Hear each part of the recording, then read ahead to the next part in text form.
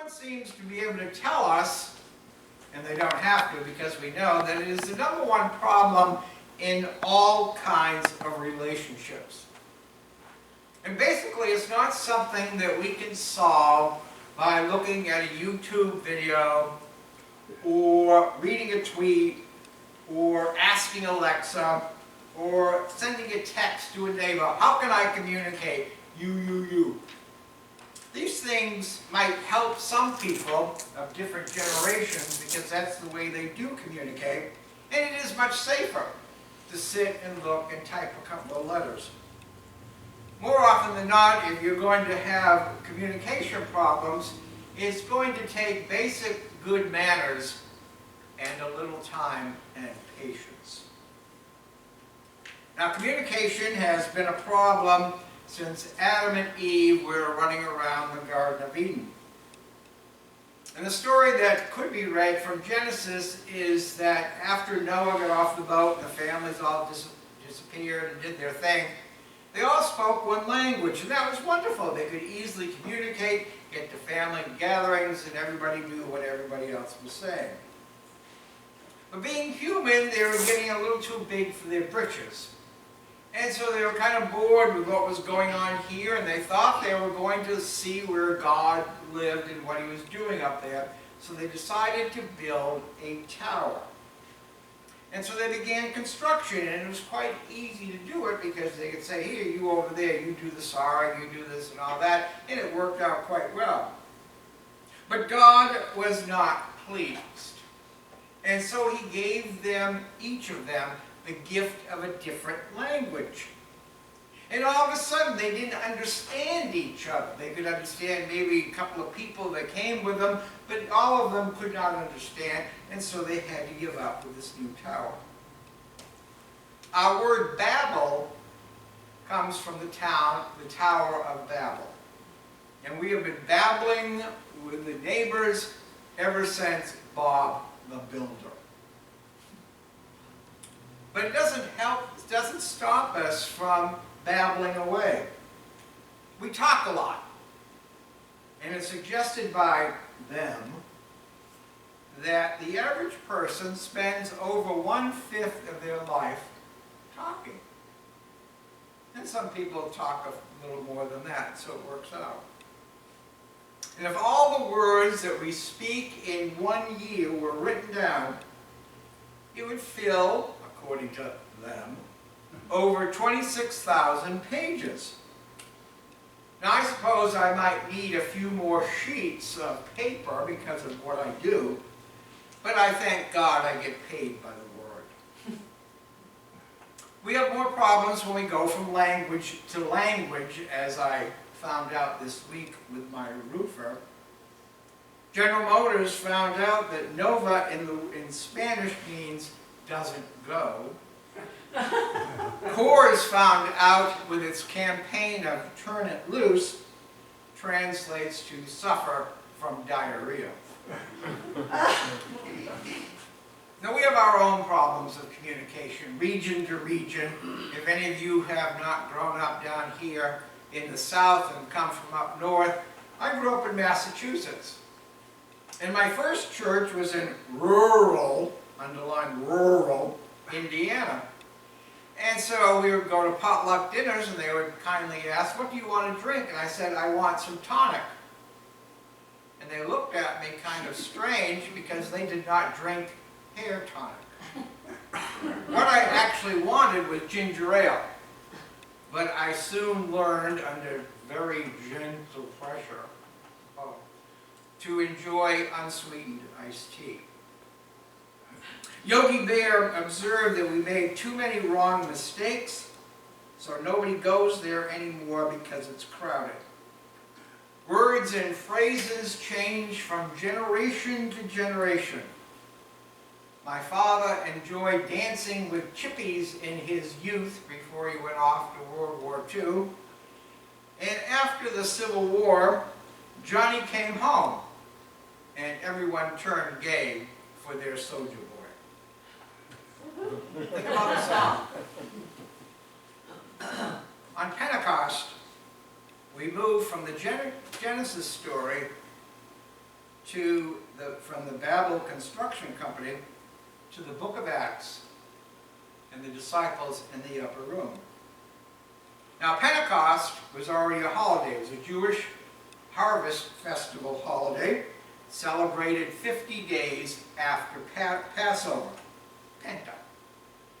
And Jerusalem was filled with all these people from around the known world. And according to Dr. Luke, the author of Acts, there were 120 people up in that room, depressed, waiting, hoping for something, not sure what was going to happen. Why are we wasting our time? When is it going to occur? Can I go home pretty soon? One thing in common, they were missing their Jesus. At the Ascension, 10 days before, the angels, after Jesus ascended into heaven, the angels came by. What are you around here for? Jesus has gone back to his Father. You all go home, and they're from the south. You go home, and you wait. All right, we'll wait. What are we waiting for? How long are we going to wait? And no one seemed to know. The angels were not very good about details. Who knows what's going to happen? We know the Spirit's present. The Spirit was there at creation as God hovered over the void as it's described in Genesis. The Spirit was present when there was a wonderful idea. The Spirit stirred the prophets and moved them to speak in times that needed to be speak. The Spirit has been guiding those people who write hymns, write great works that influence people. The Spirit inspires people to have found this church, that it might be the right place for people who needed a right place. As the book of Acts described, the Spirit came and it sounded like a hurricane on the horizon. It was fire on their heads, wind, Spirit, moving, rushing wind, all these things indicating that life was changing for them. The breath of God was filling their hearts and their minds. You are not alone. I have more for you to do. And he even blessed them symbolically with a new language.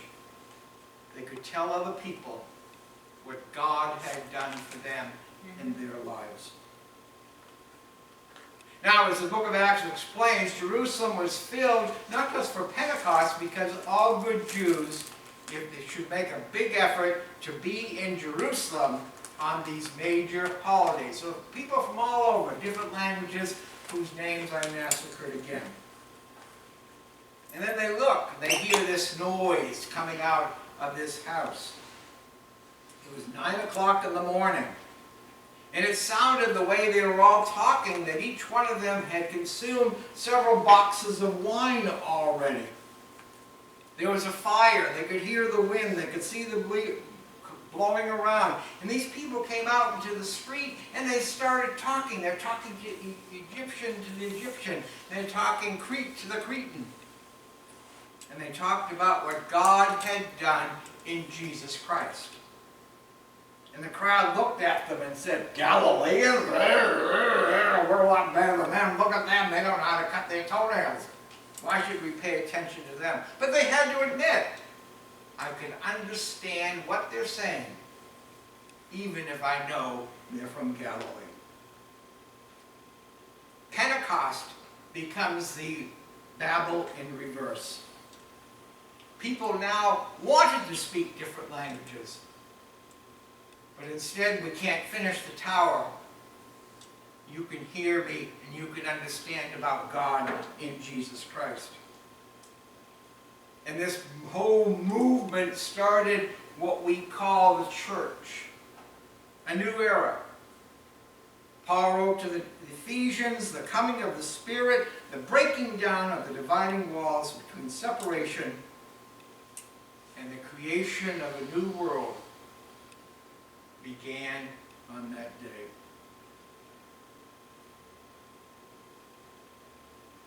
We still babble with the neighbors. How many times do we say, you didn't hear me? I heard you, but then you don't listen to me. There's a great difference. There's a story told about three ladies who were down at the beach and they were sitting there looking at everything. And one of them said, it's windy. And her friend said to her, no, it's not Wednesday, it's Thursday. And the other one said, no, it's not Thursday, I'm thirsty. Let's go in and get a drink. It's happened to all of us. On the day of Pentecost, the crowds heard the good news. God is still speaking. Can you hear him? Can you understand him? God spoke and there was light and day, fish and eventually human beings. God spoke through a man by the name of Noah, and even though with his age and his skills and his problem with the bottle, God used him. God spoke to Abraham at the age of 100, who was worried about having a toddler running around his house. And he became the father of all people. God spoke and the Word became flesh and dwelt among us. God is not always speaking through the fire and the wind,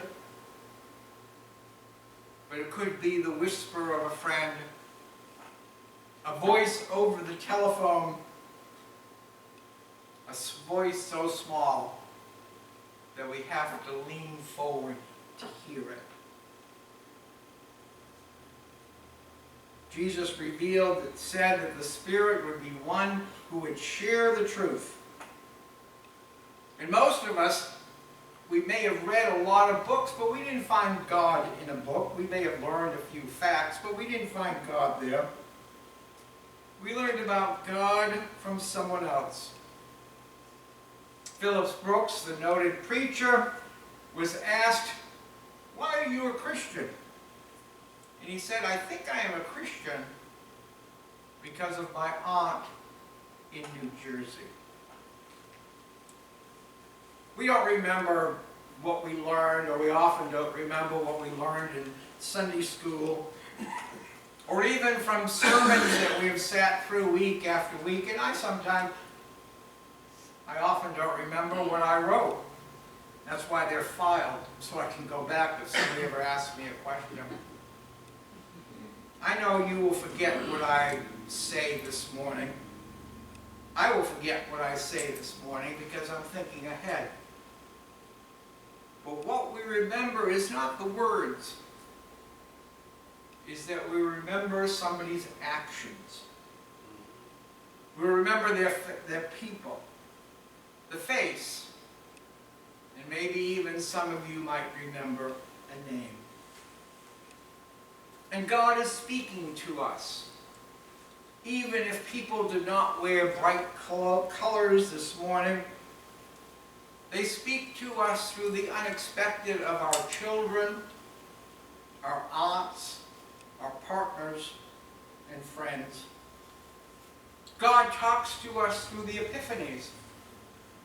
And we've always put epiphany with the wonderful, the three kings bringing gifts. And sometimes the epiphanies are quite painful. But God also speaks through sunsets. He speaks through a gentle breeze.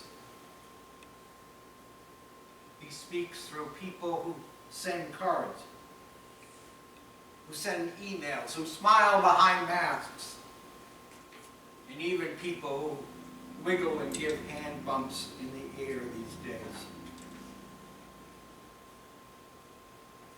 Why are you here today? It may be a part of your weekly routine. You may have been invited or gently pressured, politically correct way of putting it. You may be a visitor because you heard about the brilliant young preacher and wanted to see what is going on. Something happened. Don't cough. Something may have happened. Something unexpected. And you need some God in your life to answer a question. But you may have been called with no intention of being here and thought you needed to be in the right place. The other communication problem is that we're not heard. The disciples were fortunate enough that they could now speak, that people understood them. I may be talking to myself right now. I know that a 10-minute sermon is quite rare in our Tweety world. And we often use words in church that people no longer understand. We live in a society that is not as familiar with the Bible as it used to be. Illustrations, phrases that have come through us through the ages from the Bible don't mean anything, and people wonder. And if any of the reports from them indicate any truth, but we don't need them in that, our influence and our need is dying. The church's influence in our society is and has been shrinking. The United Methodist Church found it out, I'm sure shocked, that in the 1960s, the Indianapolis 500 board decided that instead of having it on Monday, Memorial Day, they would move it to Sunday for various reasons. And the Methodist bishop wrote a letter in the newspaper and tried to get his ministers to do their thing. But they still have it on Sundays now. The day when a minister is treated with automatic respect, often the jokes do still stop when I walk into a room. Those days are gone. And my 50% discounted Publix is a thing of an ancient past when hamburger was 10 cents a pound. Amen. I don't want discounted Publix. I want you to get a discount. But God calls us to speak. We can be salt to those whose lives seem lifeless, a light to those people who seem frightened, they're living in the dark. We can be beggars to those people who are hungry. We can tell them where we have found the food of God for them. The past is the past, and what was. But we're living in the present, and God calls us to look to the future. Babel had the power to confuse, and Pentecost has the power to clarify. What we believe that God is here with us, that God is speaking. And again, I ask the question, are we listening? Amen. Amen.